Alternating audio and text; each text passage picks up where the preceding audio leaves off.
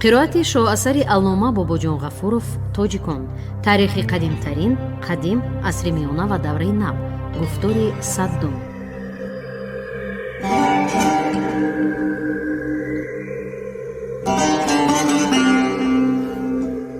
اثری تاجیکان شعله‌ای بود که به صحیفه‌های تاریک و فراموش گشته تاریخ ملت تاجیک روشنی انداخته، پدیده‌های خودشناسی و افتخار ملی را تکمیل داد. پرزیدنت جمهوری تاجیکستان امام علی رحمان.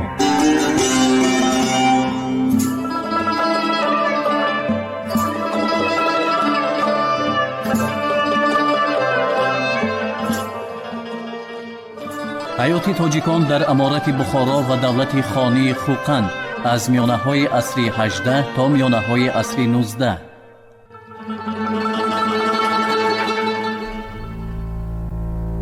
پس از عمر خان، پسر و وارث او محمد علی مدلی به تخت نشسته، تقریباً 20 سال 1822 1842 زمام امور خانی خوقند را در دست خود نگاه داشت.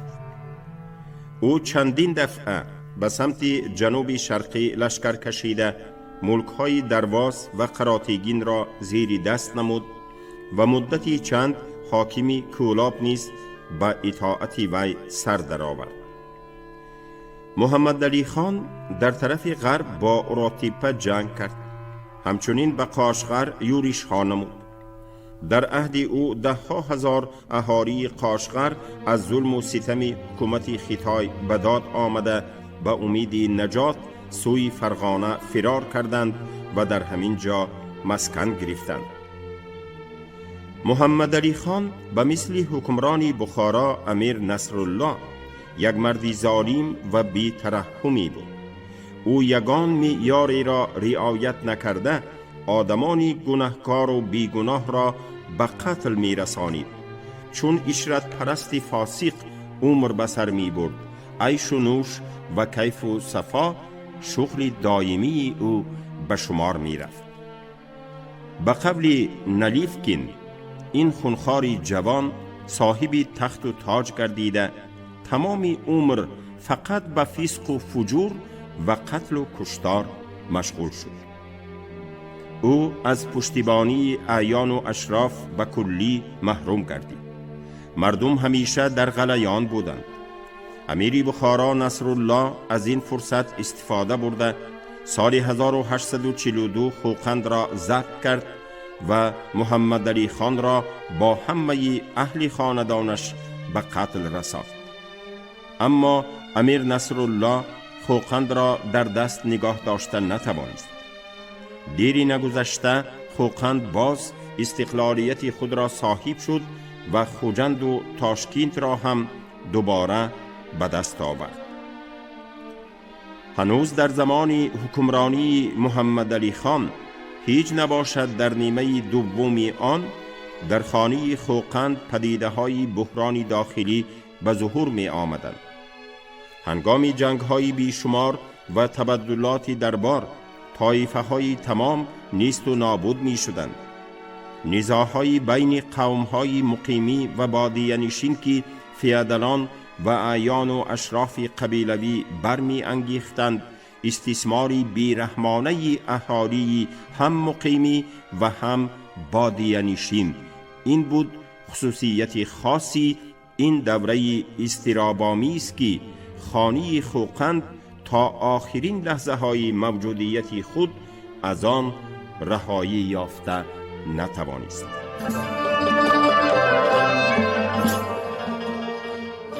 حیات تاجیکان در امارت بخارا و دولت خانی خوقند از میانه‌های عصر 18 تا میانه‌های عصر 19. نابودشوی اهالی و خرابی خواجگی در نتیجه جنگ‌های بین دولت‌های فیودالی. ما هنگام بیان واقعه‌های تاریخی امارت بخارا و خانی خوقند بارها جنگ‌های برای اوراتیپه سرزده را یادآوری نمودیم.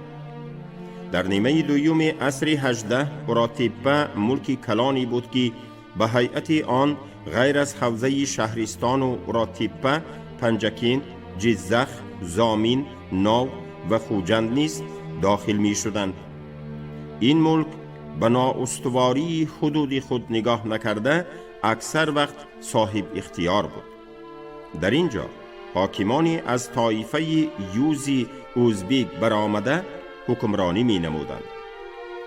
از ابتدای عصر 19 به مناسبت قوت گرفتن بخارا و خوقند، ملک اوراتیپه گویا که در بین پتک و سندان واقع گردید. امارت بخارا، جزخ و دولت خانی خوقند خوجند را به تصرف خود درآوردند. جنگ‌های بی انتها برای اوراتیپه سر شدند. محقق تاریخ اوراتیپه مختارف دو سبب اساسی این جنگ‌ها را درست معین کرده است. سبب اول اهمیت کلان استراتژی داشتن ضبط اوراتیپه که خطهای ارتباطی به هم علاقمند کننده دو دولت تحت اختیار آن قرار گرفته بودند. اینچنین رول مهم اوراتیپه در اقتصادیات حوزه سرگه زرافشان. سبب دوم وابسته به اقتصادیات است. ملک سرنفوسی اوراتیپه برای خزینه درآمد بسیار داده می توانست، زیرا آن انبار غله بود و از آنجا مقداری زیادی غله صادر می گردید. معلوم است که در سال 1870 از اوراتیپه به سمرقند 250,000 پود غله برده شد. تا سالهای سیوم عصر 19 دولت خانی خوقند در تلاش اوراتیپه سهمی بیشتری گذاشت، در صورتی که امیران بخارا به اوراتیپه 10 مرتبه یورش کردند. خانهای خوقند بیش از 20 مرتبه به این جانب لشکر کشیدند. آنها شهر را اشغال نموده حاکم آن را قتل می کردند. اما پس از رفتن قشون اساسی آنها، اهالی اوراتیپه اینچنین خوجند سربرداشته استقلالیت خود را دوباره به دست می درآوردند. سپس باز یورش نوی استیلاگران سر می شد. سالهای 1841 1848 اوراتیپه در تحت تصرف بخارا قرار گرفته بود، ولی پس از چندی باز جنگ و تلاش، محاصره های طولانی و تنفس های کوتاه مدت آسایشته شروع می گردیدند. در عرفه بررسی همراه کرده شدن ملک اوراتیپه در هیئت امارت بخارا بود. همگی در عصر 19 در ظرف 6.5 ساله به اوراتیپه تقریباً 50 بار لشکر کشیده شد. در آنجا 25 حاکم عوض گردید. در هر 1.5 سال شهر و اطراف آن باز و باز به خرابزار تبدیل می یافت.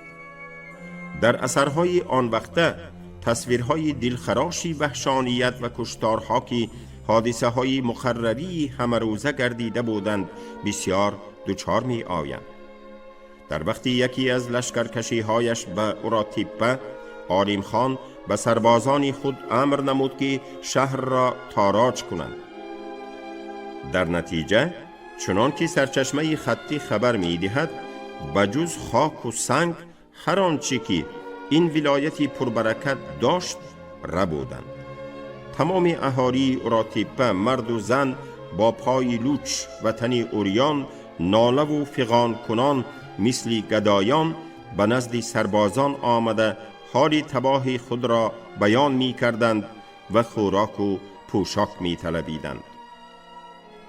سرچشمه دیگر معلومات می دهد که استیلاگران مثل مور و ملخ فرو ریختند و در شهر و اطراف آن غیر از خاک و سنگ چیزی باقی نماند. شاعره اوراتیپگی دلشاد که شاهد یکی از موردهای استیلای قشون خوقند قرار گرفتن اوراتیپه بوده است می نویسد که اشغالگران اول دیه ها را غارت کردند، باغ ها، پل ها و امارت های بیرون شهر را آتش زدند. پس از 6 روزی محاصره و جنگ‌های کوچگی غاصبان به شهر زده در آمدند.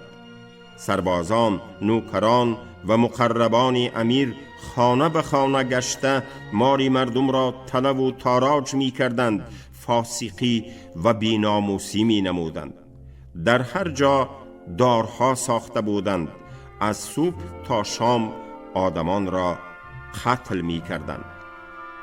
دیهه‌های تمام ولنگار گردیده، کشتزارها پایمال و سوزانده می شدند. در سالهای 1806 1807 خودی شهر هم از طرف سربازان خوقند آتش داده شد. پس از هر یک هجوم دشمن دودی آتش، کوره خاکستر و ناله و شیون باقی می ماند. اهالی گرسنگی می کشید و هلاک می شد. تنها سوداگرانی کارچلان اکثراً از حادثه های فاجعه انگیز هم برای خود نفع می کردند. وقتی که اوراتیپه به دست امیرهای بخارا می در آمد، پولهای خوقندی ارزش خود را گم می نمود و سوداگران این پولهای بی قدر را از اهالی مفت جمع آوری کرده به خوقند می بردند و آنها را با ارزشی پره برای خرید مالها استفاده می کردند. هرگاه که اوراتیپه به دست خانهای خوقند می گذشت، با پولهای بخارایی هم عیناً چنین حادثه رخ می داد.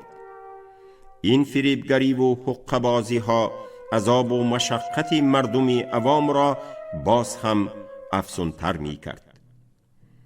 در بین امارت بخارا و شهر سبز نیز متصل جنگ و زد و خوردها به عمل می آمدند.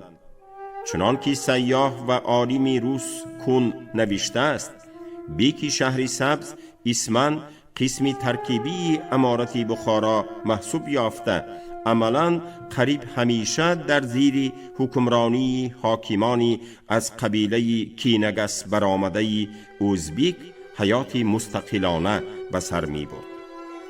قبیله های ازبک کینگس، کنقرات و مینگ که در ولایت شهر سبز زندگانی می کردند، پس از به سر حکومت آمدن منقیتیه بیشتر به فشار دچار گردیده بودند. از این سبب آنها همراه تاجکان و دیگر مردمان این ولایت از اطاعت حکومت بخارا سر تافته حاکمان و سرداران قبیله های خود را پشتیبانی نمودند.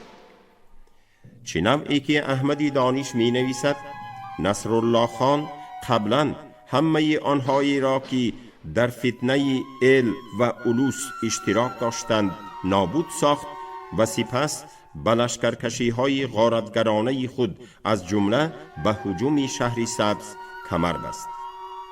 قلعه مستحکم شهر را فتح کردن به قشون بخارا میسر نگردید.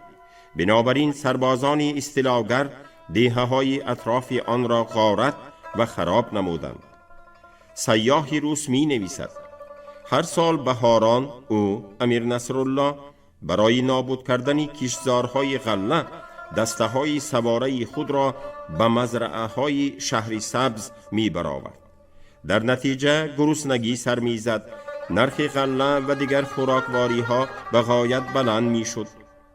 در سال 1856 پس از 32 بار هجوم آوردن، نهایت امیر نصرالله شهر سبز را به خود تابع نمود. این ولایت به سبب جنگ‌های پردوام نه کمتر از اوراتیپه خراب گردید.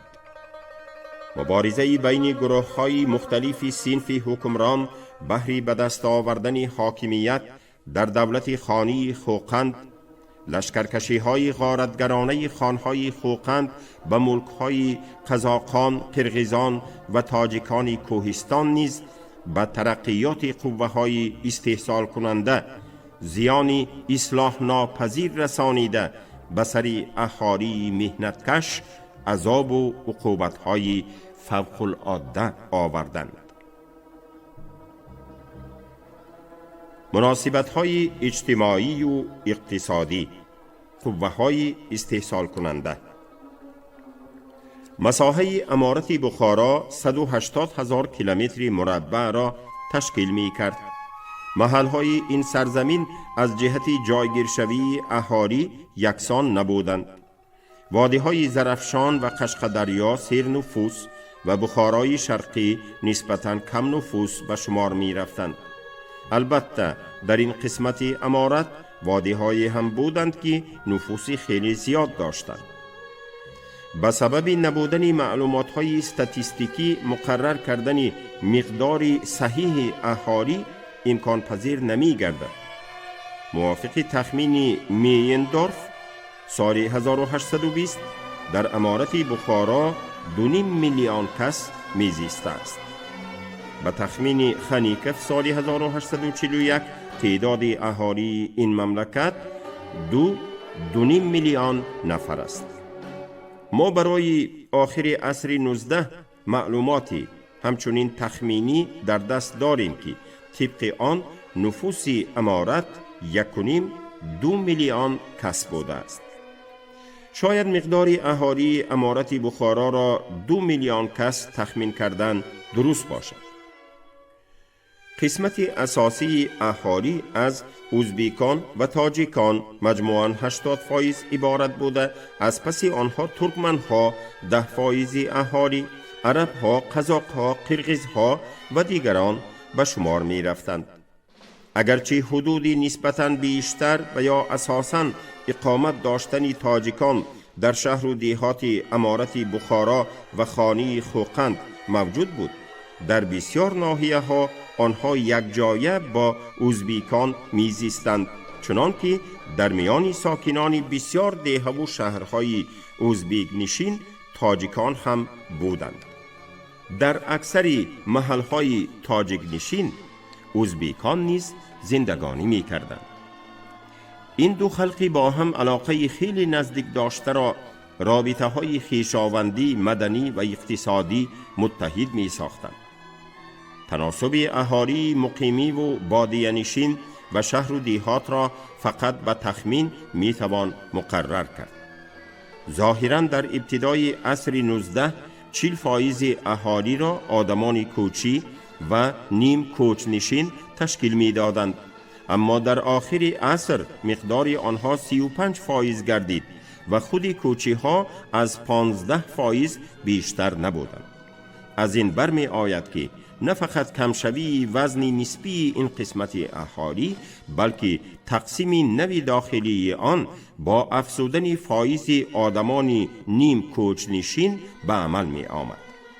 از احتمال دور نیست که در شهرها فقط 10% اهالی، حتی از این هم کمتر، زندگانی می کردند. یعنی نفوس دیهات نظر به شهر برتری مطلق را صاحب بود. در نیمه دومی عصر 18 و خصوصا در نیمه اول عصر 19 در امارت بخارا و خانی خوقند کارهای بزرگ آبیاری انجام داده شدند. مهمترین شبکه‌های آبیاری وادی فرغانه در همین وقت به وجود آمدند. با نام قوشپوری اندازی مخصوص جاری گردید که مبلغ‌های به این واسطه جمع آورده را اولها برای کندن کانال‌های نو استفاده می‌بردند و بعدتر برای احتیاجات دیگر نیز صرف می‌کردگی شدند. کانال و جویبارها را نه فقط حکومت بلکه فیادلان کلان هم می ساختند که ثانی‌تر از حساب استثمار دهقانان در زمین‌های آبی زراعت کننده ثروت خود را می افزودند. هنگام کندن و تازه کردن کانال‌های دولتی مردم گرد و اطراف را مجبوراً به حشر جلب می نمودند. تعمیر انشاءات گیدراتکنیکی نیز به همین منوال انجام می یافت. فقط برای نگاه داشتن درغات چوپان عطا بهار و تیر ماه 5000 کسی به کاری مجبوری برده می شد. در قطار زمین‌های آبی کشتزارهای للمی هم که عادتاً در بلندی‌ها، نشیبی‌ها و دامنه کوه‌ها واقع می‌گردیدند بسیار بودند. در زمین‌های آبی اصول کشتگردانی 3-5 قطعه‌وی میدان رشقه به کشتگردان نمی درآمد تطبیق کرده می شد. آلات مهنت خیلی ساده بود. با آماچ شدگار می کردند. دو نوع آماچ به کار برده می شد. آماچ کلان برای شدگاری مزرعه های صحراکی آن را برزگاو می کشید و آماچ خرد برای شدگاری پاریز که آن را به خر می بستند. به واسطه آماچ زمین چنان شدگار کرده می شد که برای خاکگردان احتیاج نمی ماند. سپس با ماله و سیخماله خاک زمینی شدگار شده را میده و هموار می کردند. کلند از مهمترین و قلیترین آلتهای زراعت محسوب می یافت و بی سبب نیست که تا امروز در آسیای میانه خیلی وسیع به کار برده می شود. یک چند نوع بیل وجود داشت ولی دایره استفاده آن نظر به کلند محدودتر بود. با داس درو می کردند و این آلت مهنت هم چند خیل می شد. دهقانانی کمبغلتر حاصل درو کرده خود را دستی با کوبه یا تخماق وزنین می کفتند. برای باد کردن خرمن بیل یا پنجشاخه چوبی را به کار می بردند. در باغداری از کچکارد استفاده می کردند. در کوهستان چگینه و در وادی خیلهای گوناگونی عرابه دوچرخه وظیفه نقلیات را ادا می نمود. برای پرزور کردن زمین به کشتزار پارو و خاک تپه ها را می پاشیدند که در ترکیب خود بسیارتر سیلیتر داشت. البته این کار را هم فقط زمیندارانی بایو بدولت کرده می توانستند. آنها به هر گکتر زمینی کشت از 3 تا 6 هزار پود پارو تا 12 هزار پود خاک می ریختند. گاها به جای پارو اخلاطی کهنه پوسیده را نیز استفاده می کردند. راجع به ساخت و ترکیب میدانهای کشت زمینهای آبی در دوره بررسی همراه شوی مدرک‌های سیرشماری موجودند. چنانچه در ناحیه خوجند 60% زمین را کشتزار غله، از آن نصفش گندم، بعد جواری و شاری، کمتر جو و ارزن تشکیل می نمود. تقریباً 14% میدان از باغ و تاکزار عبارت بود. پخته جایداری 11.5%، ریشقه 6.4%، آبچکاری 4.6% میدان را اشغال می نمود. عموماً چنین تقسیم زراعت اکثراً خاص وادی هاست، اما باید تأکید کرد که در این بابت بین ناحیه های جداگانه تفریقه های کلان وجود داشتند. در محل های به شهر نزدیک بیشتر باغداری و آبچکاری رونق می یافت. در باغ ها انگور، سیب، ناک، انار، زردالو، بادام، انجیر، توت و غیره پروریده می شدند که با نوهای عالی خود شهرت پیدا کرده بودند. در بعضی ناحیه ها موقعی اساسی را زراعت های صناعتی اشغال می نمودند که مهمترین آنها پخته، تماکو، زغیرپایه و رستنی های رنگی بودند. در اثرهای تدقیقی تاریخ شناسی اکثر وقت تاکید می شود که تکنیک خواجگی قشلاق خیلی ساده و ابتدایی بود.